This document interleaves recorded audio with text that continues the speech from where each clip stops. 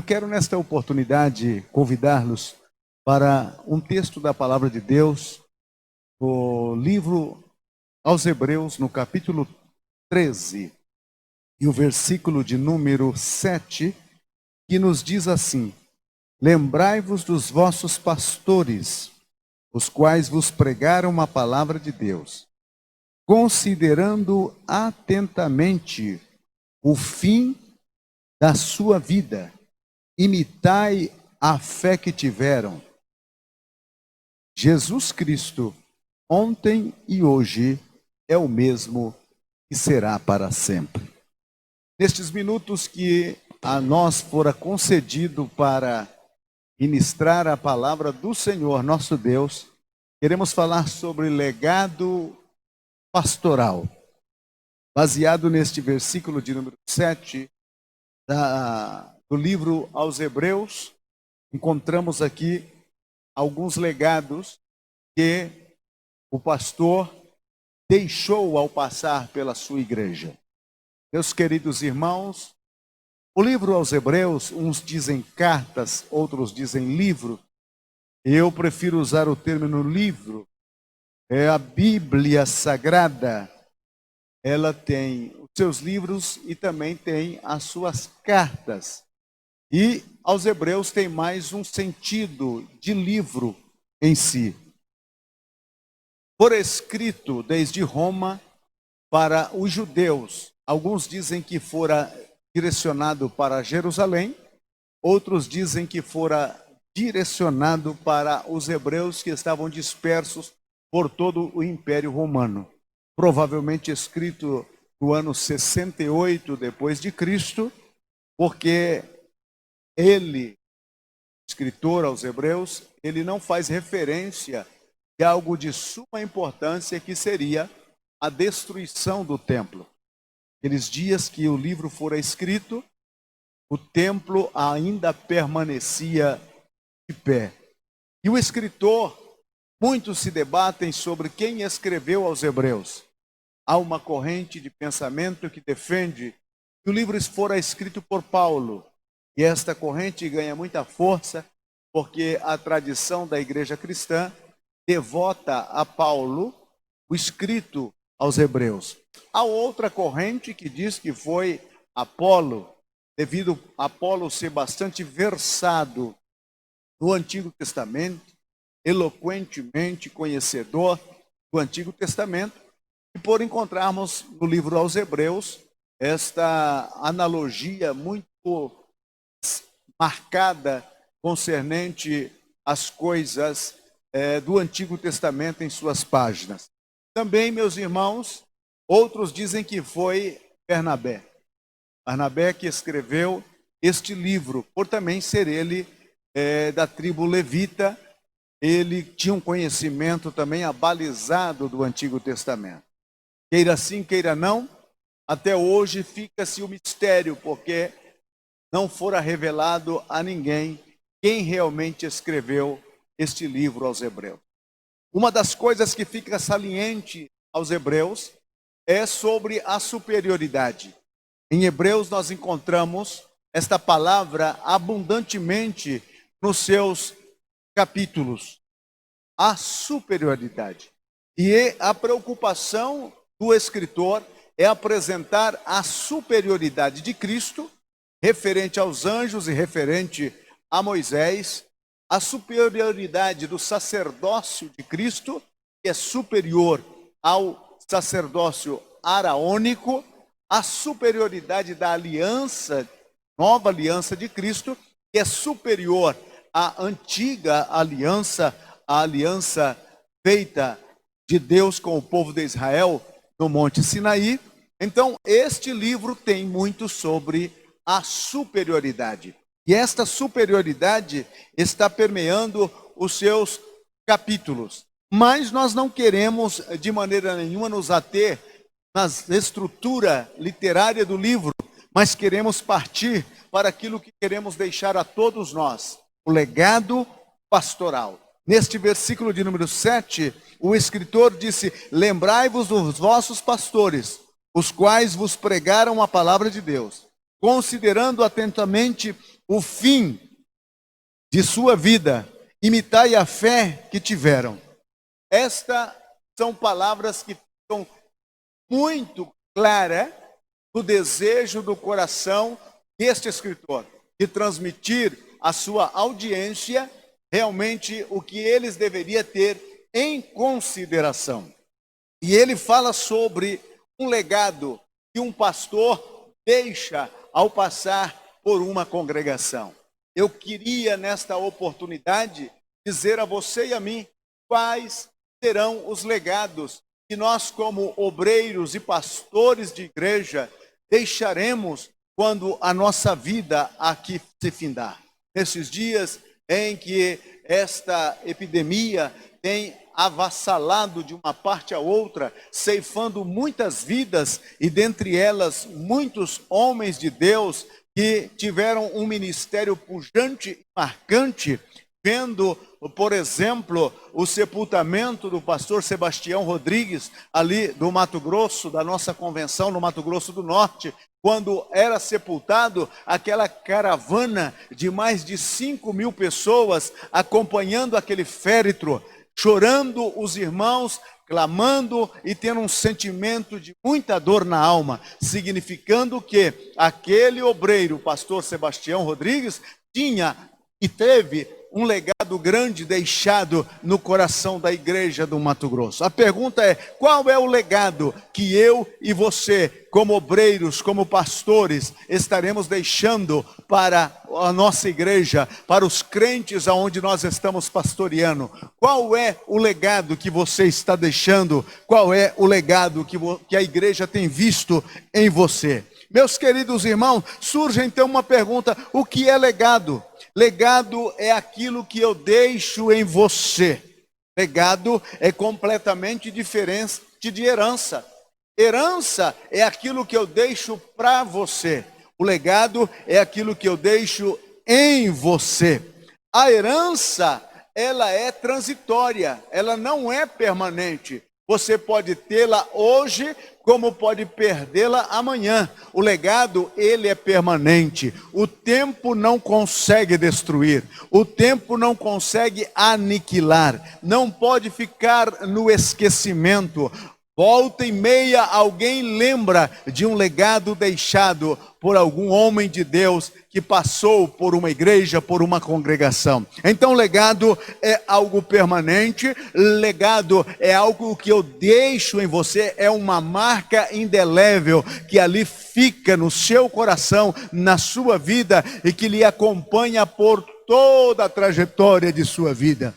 É normal quando nós ouvimos os nossos pastores, e principalmente o nosso pastor presidente, o pastor José Wellington Bezerra da Costa, muitas vezes fazer referências de algum legado que o pastor Cícero Canuto de Lima deixou em sua vida. E quantas vezes ele invoca esses legados e transmite a nós, obreiros mais novos, esses legados que aquele grande servo do Senhor deixou na vida do pastor José Wellington Bezerra da Costa, e ele transmite a nós. Portanto, meu irmão, isto é legado, não é herança, é legado. Mas existe um legado pastoral. E o que é o legado pastoral? É aquilo que o pastor deixa como marca na congregação. E aqui nessa leitura que nós fizemos, nós encontramos o escritor aos Hebreus falando aos nossos irmãos hebreus sobre 3 principais legados que o pastor deixou naquela congregação e que eles tinham que ter bem presente, lembrando sempre daqueles legados. E quais são então esses legados que o pastor, ao passar pela congregação, deixou como marca na vida daquela igreja? Meu querido irmão, o primeiro legado é o legado da palavra. Ele disse: lembrai-vos de vossos pastores, os quais vos pregaram a palavra de Deus. Este é um legado que eu e você, como obreiro, precisamos deixar na congregação e na igreja aonde estamos pastoreando. Um homem conhecido, um obreiro conhecido, que traz ao povo a palavra de Deus. E nestes dias em que nós estamos vivendo, em que muitos estão mercadejando a palavra de Deus, vendendo a palavra de Deus, e outros trazendo uma palavra de Deus com uma mistura filosófica, com pensamentos positivos ao coração do povo, palavra de autoajuda. Mas o verdadeiro obreiro que deixa um legado é aquele que deixa a palavra de Deus, que transformou a vida daqueles que ouviram. Pessoas que foram tocadas poderosamente por esta palavra, pessoas que foram tocadas e transformadas as suas vidas, as suas famílias, através da pregação, muitas vezes simples como esta, uma pregação do Evangelho, uma mensagem simples sobre Bartimeu, uma mensagem simples sobre Zaqueu, uma mensagem simples sobre a mulher do fluxo de sangue, porque o Evangelho, ele é simples. Isso não retira dele poder, isso não retira dele autoridade, porque o apóstolo Paulo disse aos Romanos capítulo 1, versículo 16, eu não me envergonho do Evangelho, porque é o poder de Deus. Não é a simplicidade que faz dele menos, a simplicidade é para que aquele que escuta possa entender, e ao entender, o poder desta simplicidade é transformadora. Lembrai-vos de vossos pastores que pregaram a palavra de Deus. Os nossos púlpitos necessita nesses dias voltar a ter como primazia a pregação da palavra de Deus, o Evangelho de nosso Senhor e Salvador Jesus Cristo, o Evangelho que transforma, não o Evangelho que conforma, o Evangelho que salva, não é o Evangelho que melhora, o Evangelho que traz o novo nascimento, não aquele Evangelho que simplesmente massageia o ego da audiência, mas o Evangelho que nos confronta, o Evangelho que nos mostra o caminho para os céus. Este Evangelho deve ser pregado, e os pastores que deixaram este legado são reconhecidos. Passou por aqui um homem comprometido com a palavra de Deus, passou por aqui um homem comprometido realmente com aquilo que pregava, um Evangelho cristocêntrico, abençoador, salvador e transformador. Que seja este um dos legados que eu e você venhamos deixar para a nossa congregação, para a nossa igreja e para a nossa geração. Nesses dias em que ouvimos mensagem de todas as partes, mas o Evangelho pregado por um homem de Deus jamais é confundido nos dias atuais. Portanto, meu querido irmão, pastor, obreiro, se envolva com a pregação do Evangelho, porque Jesus mesmo disse, ide pregai, ide pregai. Esta é a sua e esta é a minha responsabilidade. O primeiro legado que o escritor aos Hebreus nos deixa é que devemos pregar o Evangelho na sua inteireza e na sua simplicidade. Qual é o Evangelho que você está pregando? Paulo disse aos Gálatas que se ainda um anjo viesse anunciando um outro evangelho, seria considerado como uma maldição. O que faz de nossas tribunas verdadeiras tribunas, aonde a boca de Deus transmite a sua vontade, é quando nós abrimos o evangelho de nosso Senhor e Salvador Jesus Cristo e pregamos ele na sua inteireza, para que as pessoas se certifiquem e conscientizem-se da necessidade de entregar a vida, mas por uma mensagem viva e 100% genuína. Louvado seja o Senhor para sempre. A palavra que nos pregaram não fora uma palavra adulterada, não fora uma palavra misturada, fora uma palavra divina. Aquilo que Jesus deixou é aquilo que eles transmitiram. Aquilo que Jesus deixou é o que eu, como obreiro, e você também deve transmitir para aqueles que estão nos ouvindo. Louvado seja o Senhor para sempre. Também ele fala, meus queridos irmãos, sobre um segundo legado, o legado da fé. Ele primeiro fala sobre o legado da palavra, e ele agora vem falar sobre o legado da fé. Legado pastoral, legado da palavra, legado pastoral, legado da fé. Nós encontramos no capítulo 11, aos Hebreus, no versículo 1, pois a fé, o firme fundamento das coisas que se esperam, e a certeza das coisas que se não vê. Na verdade, ali não é uma definição da fé. Ali é uma análise da fé.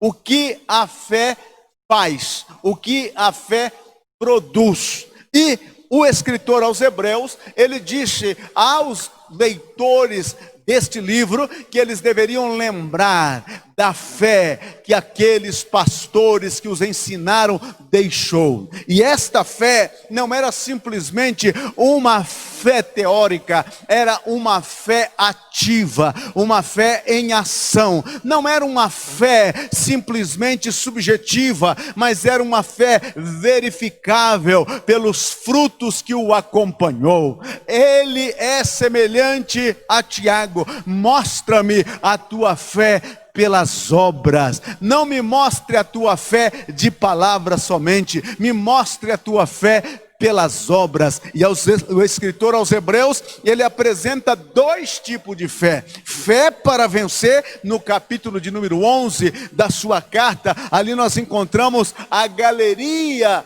dos heróis da fé. Mas ali não é de maneira nenhuma louvável o nome das pessoas, mas simplesmente a atitude de fé que cada um ali se manifestou. Nós encontramos, por exemplo, Abel pela fé ofereceu o melhor sacrifício. Também nós encontramos ali Enoque pela fé andou com Deus, uma comunhão da fé. Nós encontramos também ali Noé, que pela fé construiu a arca, e nós vemos ali o trabalho da fé. E depois é coroado no capítulo 12 de Gênesis, Abraão, o pai da fé. Então ali nesta galeria que vai citando os nomes, está mostrando o que aqueles homens alcançaram pela fé. Nós temos neste capítulo 11 a fé para vencer, e é isto que o escritor aos Hebreus está dizendo aos leitores do seu livro: lembre-se da fé daqueles pastores que passaram por ali. Grandes coisas eles alcançaram, porque a fé é uma arma poderosa na mão de todo obreiro para a execução da obra de Deus aqui na terra. A fé é aquela que faz com que as coisas invisíveis se materializem no nosso mundo de homens. A fé é aquela que faz mover a mão de Deus quando aquele que tem fé clama para que venha a acontecer. Obras de fé é o que nós vemos por todas as partes. Muitas pessoas dizem: eu não tenho dinheiro, eu não tenho como chegar, eu não tenho como comprar. Mas se você tiver fé, porque para quem tem fé, tudo é possível ao que crê, diz a palavra do Senhor nosso Deus. Então, quando estes homens passaram pela congregação, eles deixaram as marcas da fé. Ali, muitas vezes, começando em lugares ermos, em lugares solitários, em lugares aonde parecia que não havia prosperidade, perspectiva de que acontecesse alguma coisa, mas eles começaram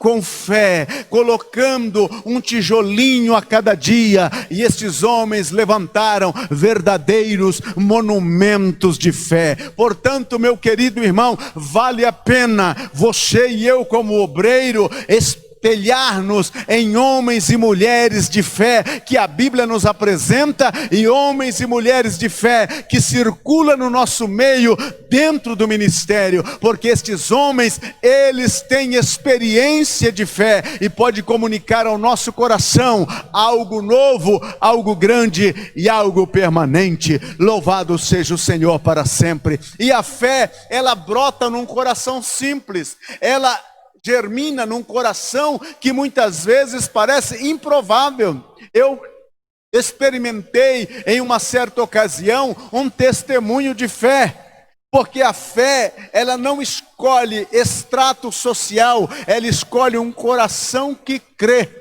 E eu me lembro, meus queridos irmãos, quando nós ali na Colômbia, quando fomos começar o trabalho de Deus, o que é hoje o Centro Familiar Cristiano, lá na cidade de Ibagué, em Tolima, na Colômbia, nós alugamos um salão onde colocamos 500 cadeiras plásticas. Não tínhamos nenhum crente na época. Os crentes que tínhamos era eu, minha esposa e os meus 2 filhos. Marcamos a inauguração daquela obra para o dia 3 de julho do ano de 1997. E no nosso primeiro culto, depois de ter preparado o lugar, nós estávamos na expectativa, o que vai acontecer agora? Já havíamos orado, já havíamos clamado, já havíamos jejuado, estávamos com o coração quente de que Deus faria algo grandioso. E eu me lembro que, vindo da cidade de Cúcuta,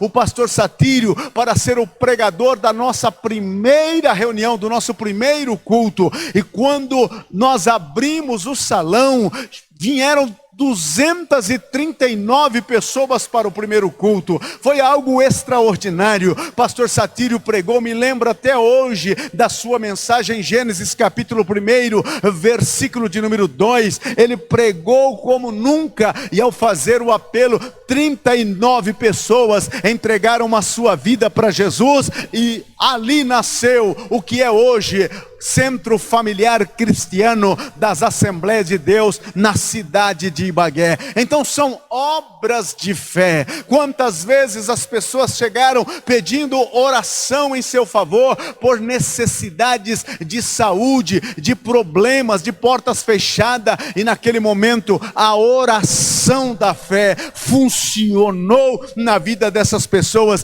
e muitas delas se agregaram à igreja na Colômbia, se agregaram nas igrejas por onde passamos. Por quê? Porque a fé, ela é um dos legados que acompanha o coração de alguém que um dia recebeu, e ele deixa na congregação por onde ele passar. Louvado seja o Senhor. Também a fé não é somente para vencer, mas também a fé é para suportar. E ali ao capítulo 11 aos Hebreus, também encontramos muitos e muitos relatos de pessoas que sofreram pela fé. Uns vencem pela fé, outros recebem a fé para sofrer. Sofrer pela fé, se faz necessário ter fé para sofrer, porque quando o escritor aos Hebreus escreve este seu livro, ele está animando os seus leitores que estão passando por um momento tão difícil de perseguição, porque o imperador romano está perseguindo tremendamente os cristãos, e eles então agora se vê em xeque a sua vida de fé. Eles começam a pensar, quando nós éramos judeus, nós não tínhamos uma perseguição tão ferrenha como esta. Quando nós estávamos no judaísmo, nós éramos considerados, nós éramos abraçados, nós tínhamos algum status, mas depois que nós abandonamos a religião judaica, agora estamos sendo perseguidos. Mas sabe, meus queridos irmãos, o escritor disse que eles também precisavam de ter fé para sofrer. E ele disse que alguns, pela fé, fora cerrado ao meio, foram perseguidos, foram lançados para que as próprias feras o devorassem. Outros foram errantes por este mundo, caminhando a quais o mundo não era digno, não aceitaram qualquer alívio para ter uma melhor ressurreição. Assim é o sofrer pela fé. Quem sabe você está hoje em um lugar de sofrimento, mas você está deixando este legado na vida da congregação, na vida daqueles que estão te ouvindo. Este legado é o legado de sofrer pela fé. Sofra, mas saiba de uma coisa, que aquele que sofre pela fé nessa terra, há de um dia receber uma recompensa maior, quando chegar na presença do Senhor nosso Deus. E disse o escritor, que eles deveriam imitar a fé daqueles homens. Imitar a fé daqueles homens. Fé para vencer, fé para sofrer. Vale a pena imitar a fé de um homem de fé. Vale a pena se apegar a pessoas que têm fé. Porque quem tem fé te ajuda a vencer. Quem tem fé te levanta. Quem tem fé dá vigor para você. Então ele disse, imite a fé deles. Imite a fé deles. A pergunta é, se alguém imitar a sua fé, conseguirá alguma coisa para o reino ou pelo reino? Se alguém imitar a sua fé, ele pode realmente mostrar a você que valeu a pena tudo pelo qual você passou? Quem é que você está imitando? Nós estamos nesses dias vivendo pessoas que querem imitar aqueles que estão fazendo sucesso. Uns imitam aqueles que são famosos. E nessa questão de imitação, há muita gente. Há pessoas e até mesmo obreiros que imitam corte de cabelo, forma de vestir, forma de falar, forma de pregar, forma de sentar, forma de andar, imitando alguém a quem ele estipulou como o ideal para ser seguido. O escritor aos Hebreus está dizendo a você e a mim, imite um homem de fé, imite um pastor que deixa um legado de fé, este vale a pena. Por que ele quer que imitamos um homem de fé? Porque no reino de Deus se move pela fé, não se move pelo penteado do cabelo, não se move pelo brilho do sapato, não se move pela marca do terno. Reino de Deus se move pela fé. E tudo aquilo que é construído no reino de Deus fora atos de fé de homens de Deus que fizeram a diferença e deixaram o seu legado para que a sua geração pudesse dizer, por aqui passou um homem de fé. Que assim sejamos lembrados em nossa congregação, que assim sejamos lembrados em nosso pastoreio, que aqueles que lembrarem de nós ao passarmos nesta vida, eles possam dizer, passou por aqui um homem de fé, passou por aqui um obreiro de fé, passou por aqui alguém que realmente tinha uma fé firme, firme no Senhor Deus, firme no Senhor da glória. Louvado seja o Senhor para sempre. E em terceiro lugar, o terceiro legado que o pastor pode deixar na sua vida ministerial. Primeiro nós vimos que é o legado da palavra. Segundo nós vimos que é o legado da fé. E terceiro, nós vemos o legado do testemunho. Ele disse, considerando atentamente as suas vidas. O testemunho. Nada mais tira poder da pregação e da fé de um homem que a sua falta de testemunho. O testemunho cristão. Antes de mais nada, o obreiro, ele é um cristão.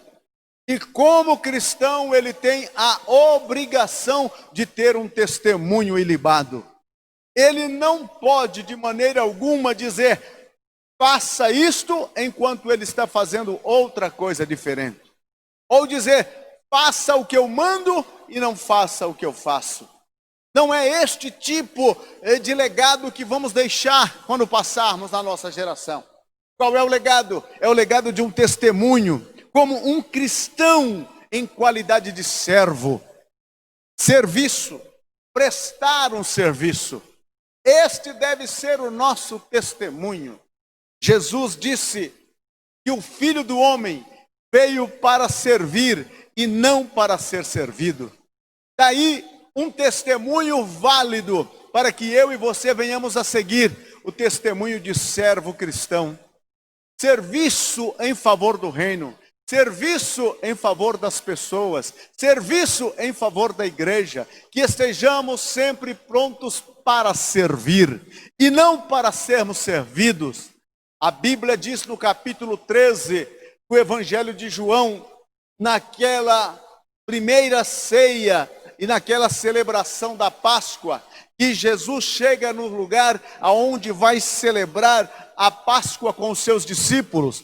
A Bíblia disse que ao chegar ali, ele então se mune de uma toalha, de uma bacia com água, para lavar os pés dos discípulos, porque no caminho até a chegada no cenáculo, eles vinham discutindo entre eles quem era o maior, quem de nós somos o maior. Então, ao chegarem ali e que viram que alguém precisava estar preparados para poder fazer a higienização dos pés daquela viagem cansativa. Mas como eles haviam estado discutindo quem era o maior, nenhum deles se prontificou, porque toda a família que tinha algumas posses, eles sempre tinham em sua casa um pequeno escravo, que era para fazer esse trabalho de lavar os pés dos viajantes que chegavam cansados, aqueles pés empoeirados e cansados e doloridos da viagem, porque naquela época as viagens eram toda feita a pé de uma distância a outra, e ao chegarem em alguma casa, sempre tinha aquele criado pequeno que prestava esse serviço, o serviço de fazer a higienização dos pés do viajante. Mas como os discípulos, eles vinham discutindo quem era o maior, quando chegaram no lugar para a celebração da Páscoa, naquele momento, nenhum deles se prontificou para poder lavar os pés, porque se algum deles se prontificasse, eles iriam colocar em uma posição inferior, segundo a ideologia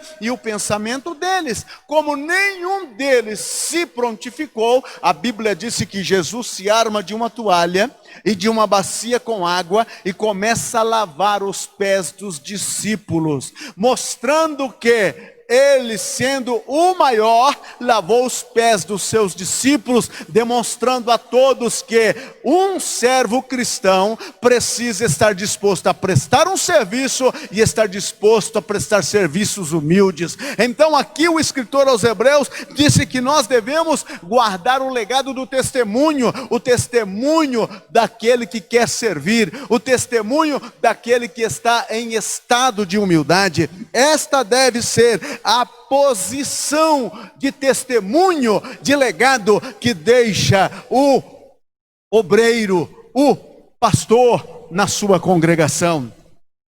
Também esse testemunho não deve ser somente como um cristão servo ou um servo cristão, mas também tem que ser como cabeça da família. Como cabeça da família, fala de governo.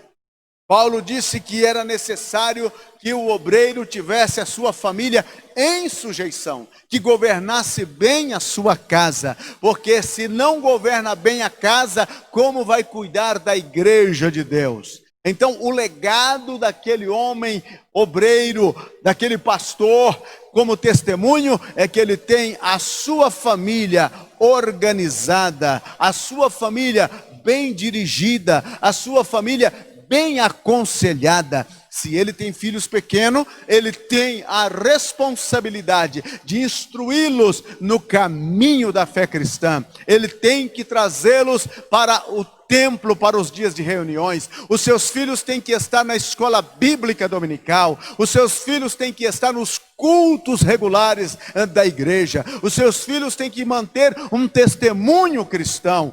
porque eles estão debaixo da autoridade e governabilidade do seu próprio pai. Por isso eles têm que manter este posicionamento. E quando esses filhos crescem, aí eles já são donos de si. Se eles tomarem qualquer outra atitude, qualquer outro caminho, já é responsabilidade deles. A única coisa que você, como pastor, como obreiro, deve primar por sua família, é que enquanto esteve debaixo da sua governabilidade, você não lhe faltou com o ensino, você não lhe faltou com a disciplina, você não lhe faltou com a admoestação, você não lhe faltou com o ânimo, com o entusiasmo, para que eles seguissem a fé cristã. Então, meu querido, nesta questão de ser governo na casa, como testemunho, ele deve também ter o governo sobre a sua esposa. A Bíblia diz que a mulher está sujeita ao marido. Então você, como obreiro,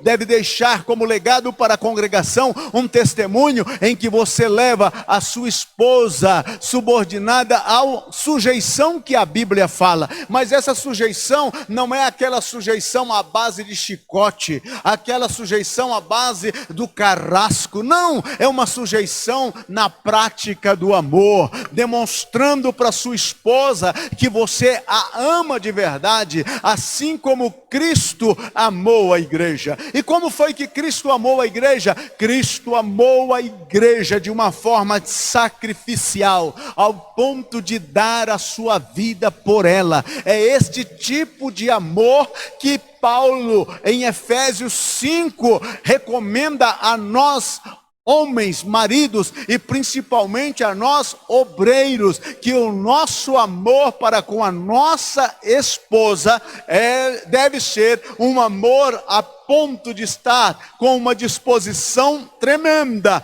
de, até se for necessário, sacrificar-se por ela. Deixe esse testemunho familiar como legado para a sua congregação. Deixe esse testemunho de marido como legado para a congregação. Deixe esse testemunho de homem de Deus diante de uma igreja em que você está ensinando e que vai um dia entrar nas mansões celestiais como um legado para ela. Por aqui passou um homem de testemunho, um homem que tem testemunho no comércio, onde ele compra, ele não deixa as suas responsabilidades econômicas caducarem por lá, ele passa por lá e acerta. Um homem que o seu contrato, por onde ele assina, ele tenha sempre aquela voz do sim, sim, e disposto a ir lá cumprir as suas pendências. Um homem de Deus que deixa como legado aquela satisfação para a congregação,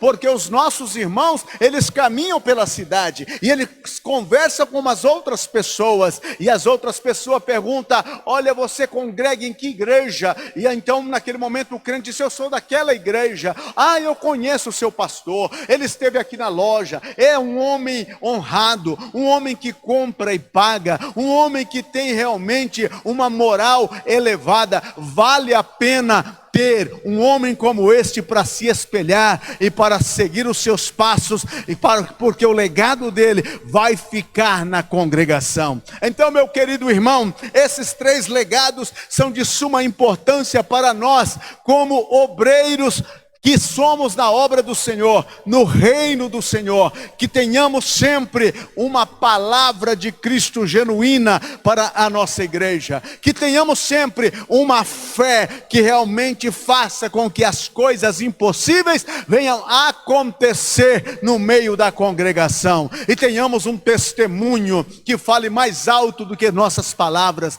que a nossa procedência, a nossa moral esteja acima da nossa estatura.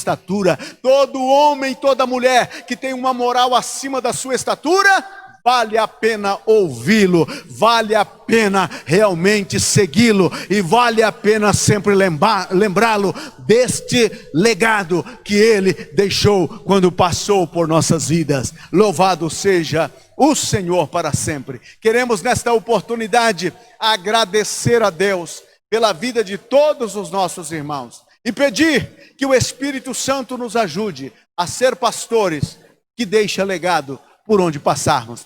Deus te abençoe, Deus te guarde, Deus te proteja cada dia, no nome do Senhor Jesus. Eu quero nessa oportunidade fazer uma oração com todos aqueles que estão nos acompanhando nesta nossa reunião de obreiros do Ministério do Belém. Vamos orar neste momento. Amado Deus, querido Pai, no nome de Jesus, o teu Filho santo, bendito e amado, ao terminar, Senhor, de trazer esta palavra aos corações de todos nós, queremos te pedir que a tua boa mão se estenda em direção às nossas vidas e faça de nós, ó Senhor, obreiros que venham deixar legados por onde passarmos fazendo a tua obra. Abençoe a cada um dos teus servos, servas, aonde estiverem, Senhor. Quem sabe estão passando por momentos de lutas, de adversidade, de problemas, estão encontrando dificuldade na jornada do ministério. Eu te peço que na autoridade do nome do Senhor Jesus Cristo, levanta-os, Senhor, dê a eles, Pai querido, vitória.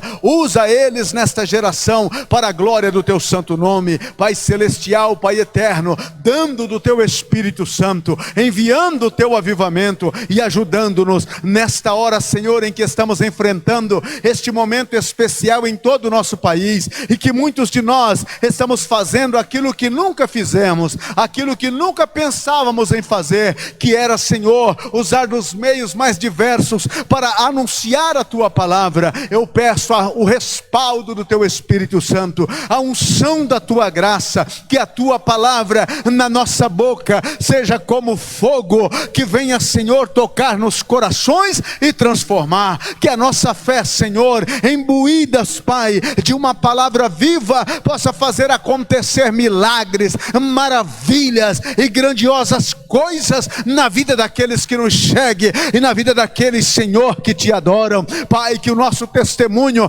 possa ser um testemunho marcante, que as pessoas possam lembrar de nós, dizendo: passou por aqui um homem de Deus, um homem de fé, um homem de palavra e um homem de testemunho. Nós oramos nesta hora, no nome de Jesus.